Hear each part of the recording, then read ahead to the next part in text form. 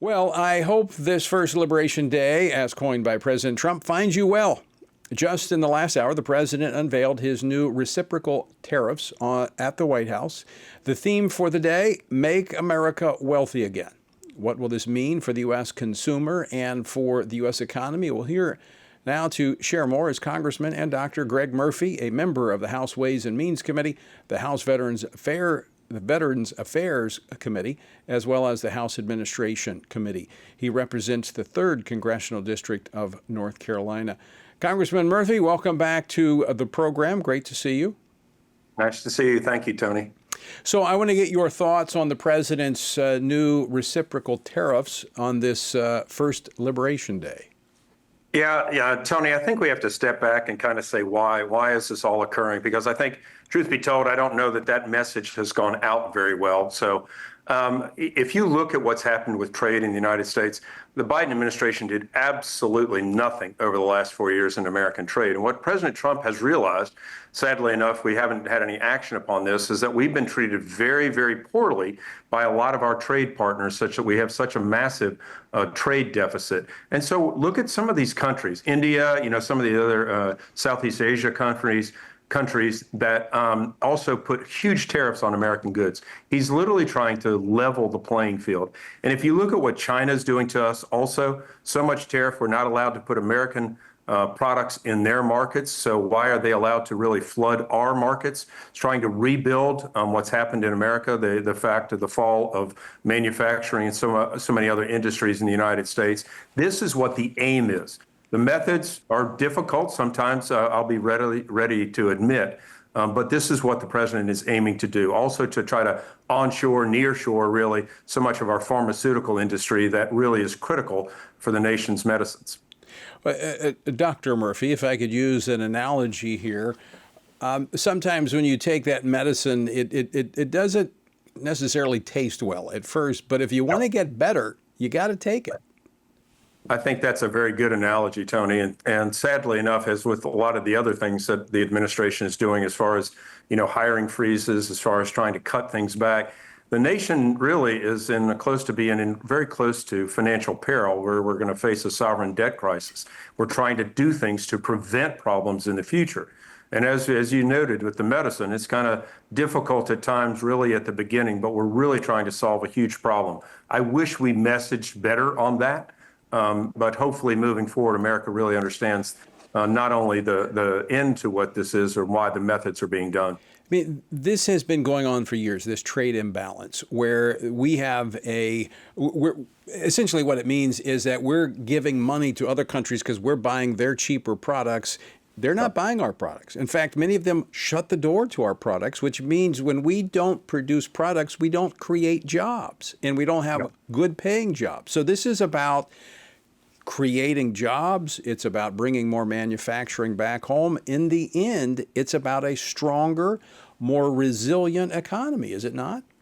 Yeah, it also is about national security, Tony. And I think we really can't emphasize that enough. We want to bring a manufacturing sector back to the United States that has been killed in the last quarter century.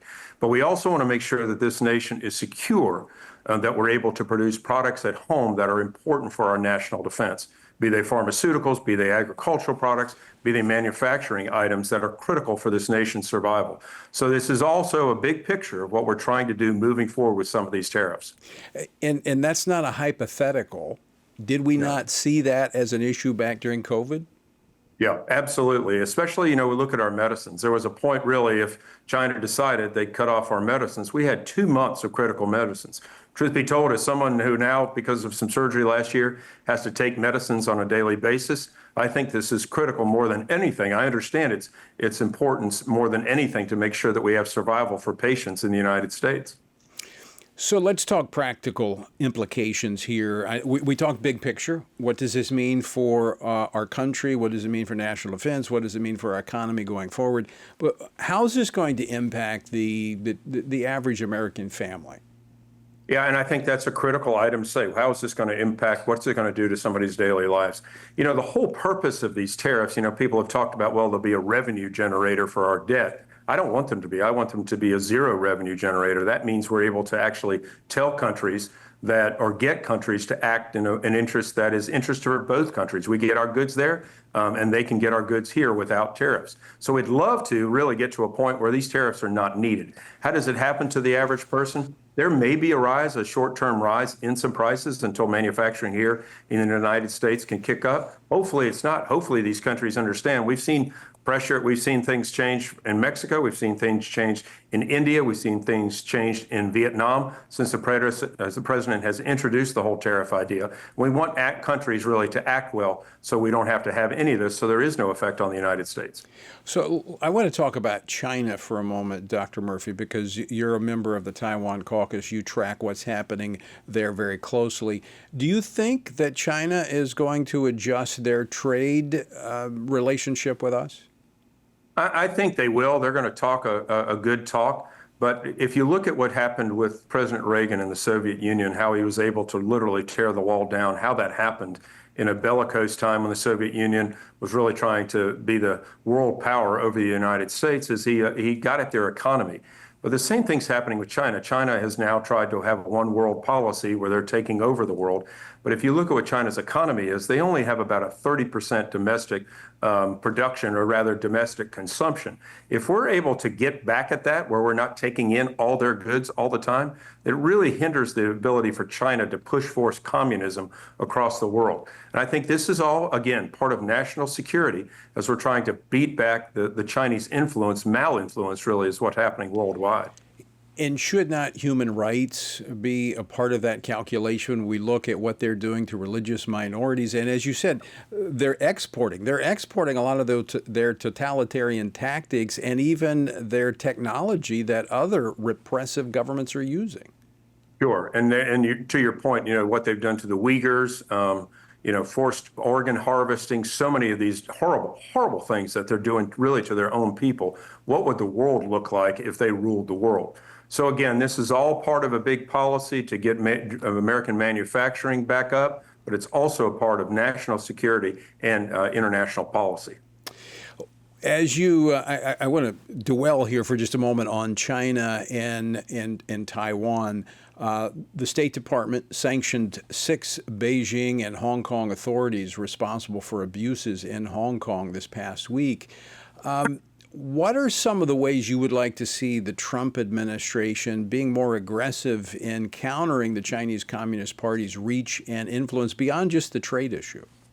Well, we have to look at where they are. If you go over to Africa, the Belt and Road Initiative, same thing in Central America and in South America, they've gotten in and they're developing all these pathways and all the infrastructure that a lot of these countries need.